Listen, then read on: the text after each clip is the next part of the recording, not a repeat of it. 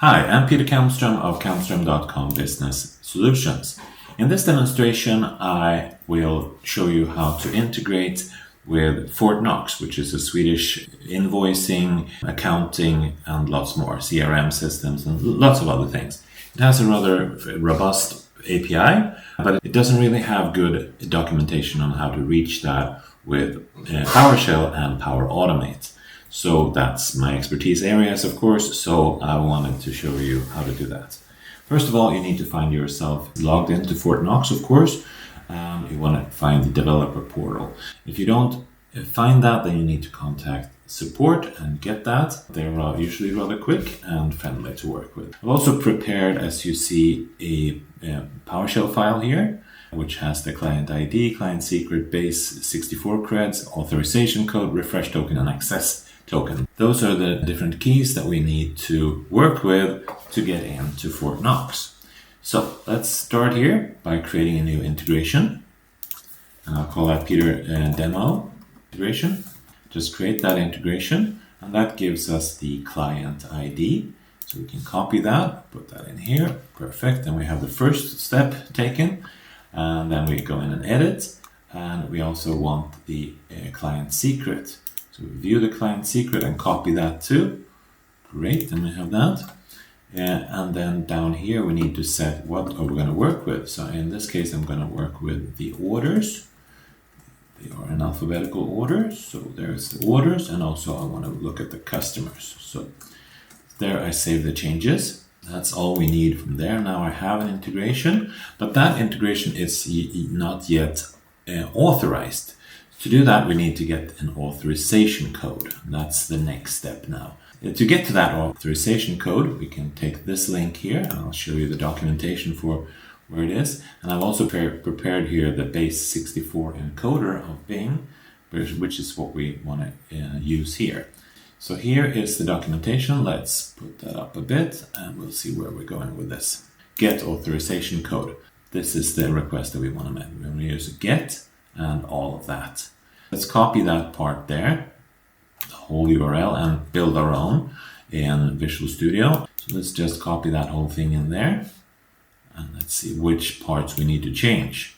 So first of all, the client ID, of course, we already have that. So let's take that one, remove the brackets, redirect URI. If you're redirecting to a site, then that's what this API is built for. Then you put your own site there, but in this case we're just using my site, and that's fine. Activation scope, this one is important. There you need to select which scopes you're using. And in my case I was using order and customer. Those are the names of the scopes. If you're not sure if it's plural or singular, for example, then that's a very good thing to look at. Also, here are the scopes available. So if you want to look at account charts, then you look at the scope is bookkeep. It's singular, lower letters, and they're separated by a space. That's important there. State, we don't have to change that. Some state, that doesn't matter. Access type offline, response type code, that's all we need. So now we have the authentication request. So now let's take that whole URL. This one we need to do in the browser. Later requests we'll do in PowerShell, of course, but this is the one-time thing to get the authorization code. So let's open that one up now. And now we should get a request. I'll select which tenant I want to work with. In this case, I want to work there. And now you see it's asking me, let's translate this to English. So you'll see it's confirming that I want to have this Peter Demo integration with that tenant and these scopes. So I've approved the permission. And now this will give me an error message, but this error message is actually what I need. So that's good. It's taking a while. That's a good thing because now something is happening in the background. There we go. Now let's copy that part in there. Paste that in there. This is a comment here, and of course the row before is a comment too. But that, you see, that was a redirect to my site org, and the activation code, that's the one we're after. So let's take that one there. This is moving on here, right? This one, Now we have the authorization code. We don't need that anymore. And now the next step is this base 64 creds. So let's build that one. That one is built using the client ID. I'm going to copy that in. Just put a colon in between. And then the client secret and another one there. Now we encode that. And there we have our base 64 creds. Now we're going to get our first refresh token and access token. So the first time we do that, the request looks a bit different than the subsequent ones. But now we have all the data that we need to actually start accessing the API. So let's do this. First of all, let's look at the documentation here. And the next step, we've gotten the authorization code. Now the next thing we want is the access token. Then we're going to use this URL here. So we'll just declare another variable, the URL. That is the token URL that we need. Now the next step is that we're going to do this, these headers that we need to send in. And as you see, it's asking for credentials, the client secret, and the client ID. In my testing of this, you don't actually need to send in the client secret and client ID, but you do need to send the credentials twice actually. So let's try this and see if it works as it has been before. So first of all, we're going to create a headers object there. Headers equals a hash table there. And then we're going to just copy and paste this here. The content type there. But we're going to put some quotation marks there, and it's going to be an equal sign there instead. Otherwise, it's exactly the same. So the content type is there, and then we have the authorization, and that's going to be basic, and then the credentials. So here we go. So just quotation marks, equals, and then basic. And then we're going to put the credentials, and that is where we're using this base 64 encoded credentials. So now we have those headers, and I've also found that an additional one here is mentioned sometimes in the documentation.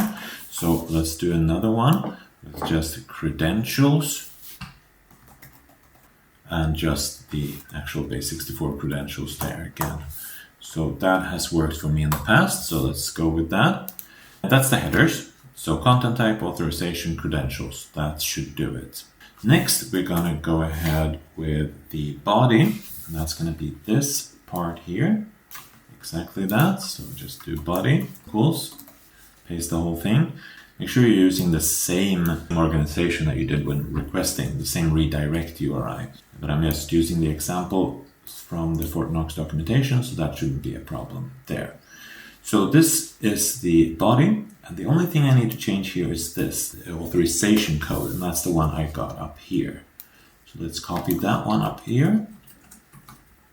Let's paste it in there, and do that, and just do plus like that. Make sure you don't get anything extra there. This is exactly how it should be. So there we have the body. Okay, now we're just going to invoke the REST method. We is that URL that I defined here above here, and then we're going to have the headers, of course, the headers object there, and then the method that we're going to be using is post, and then finally the body is going to be this body variable that I created.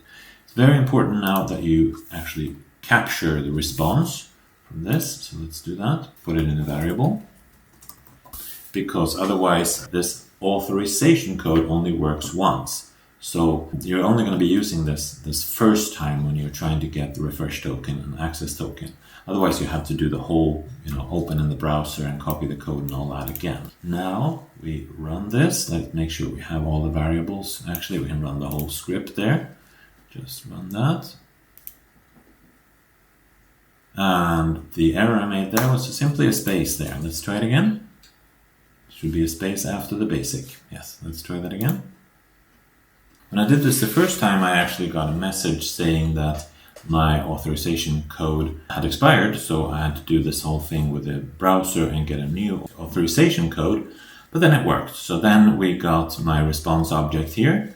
Just type that out, response object, and here you see my access token and most importantly, the refresh token, because that's the one I'll be using every time going forward. As long as I run this script once every 45 days, I can just refresh and get a new access token. So the access token is my key to get in the door. The refresh token is my key to get another refresh token. So we have to save this refresh token. That's very important. So I'm just going to go ahead and set the content of a file. I'm just going to call that the Fortnox refresh. And the value of that is going to be the response refresh token. So let's just refresh Fortnox refresh.txt. We have that in a file. So let's just do that, run that code now. And it's just going to open that. Here we go. And there's that file. Fortnox refresh. Perfect. That's what we need. Right. Let's go out and actually get some data from Fortnox. So let's head over to the API and I'll show you how to get to that also. Now that we have actually received our token, now we can go to the documentation and find what we actually need to work with. Depending on what you want to work with, which scope you want to work with, you can find all the documentation here in the API. I'm going to get the customers, so I'll just find the customers there, and there, let's expand this a bit so we can see what's going on. Here you see the request. As you see, it's 3 orders, and this is the kind of data that you will get, all the properties that you'll get from that object. So let's actually do this now. Let's switch over to code. And what we want to do then is another URL, of course. We want to use the API URL of the Fortnox. And it looks, let me just copy and paste that from outside here. This is what it looks to connect to orders. And I'm going to use customers. Like that, the API Fortnox SC3, and then we just do customers. That's the customers URL that will give us the first 100 customers. Now we need to use another headers object also. So we need to declare another API headers. And those headers are a little bit different than the ones we had before. Still need to have an authorization, of course. But that is going to be with a bearer object. So bearer space. And then we're going to do the access token. And then we want to do plus there just to make sure that we have the whole string there. And then we do the content type. And that is going to be JSON. So we're going to get this in JSON. And that's just going to be application. All right. There we have our API headers. And now again, we can just invoke the REST method to actually call the Fortnox API. And the URL that we're calling is going to be that customer's URL. And the method is just a get this time. We're just getting the information there. And then the headers are this API headers. So let's call that and see what happens. Actually, no, we have to run all of this, of course, because otherwise the variables won't actually be set. Run that. Now it's calling that. And we should get back. You see it's running. So we should get back the first 100 customers. And we did. Actually, we got 18 resources here, so that's good. And I forgot to actually save this data. Customers, so let's do that. Equals. Run it again. And now it's got much faster. So now we can see what's in here. The customers, there's 18 of those, and then you have another customers object on inside there. So let's check that. You can just do it here. Customers. There you see that we actually have customers in there. So that's working. Now, final step. Now we have everything that we need. Then the next time we're going to call this now is that we're going to use it to get a new refresh token. That's a bit of the complex part here. Now we've done all of the work, but now we just need to finalize this. First of all, we're going to get the context from this text file here. So we're just going to do a get content instead from that URL.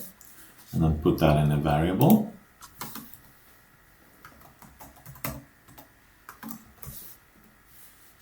Right, so let's use that now and check refresh token. It's reading that. Let's check what's in that variable now. Yes, that has the context that we want. So to connect with that refresh token now to get an actual token, we can use almost the same code that we did before.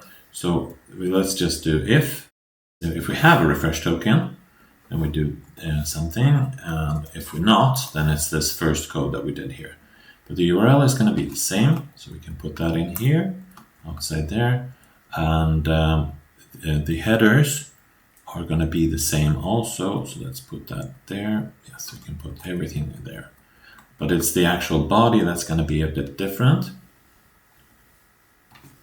Then we can do that. If we have a refresh token, then we do this. If we have a refresh token, then we should do. If we do not, then it's the first time, right? So then we do that there. So if we have a refresh token, then we can use the refresh token, and that is being used in the body. Let's go to the documentation and find that too. API, there we go. Get refresh token, that's the one we want there, right? So it's the same kind of URL we have there, the same headers, and now we're just doing the body grant type. So it's almost the same as this one. But instead of an authorization code, we have a refresh token. So the body is going to be this.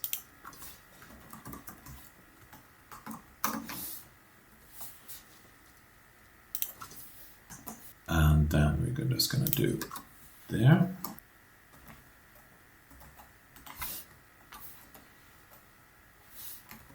And just a plus there, and that's the body.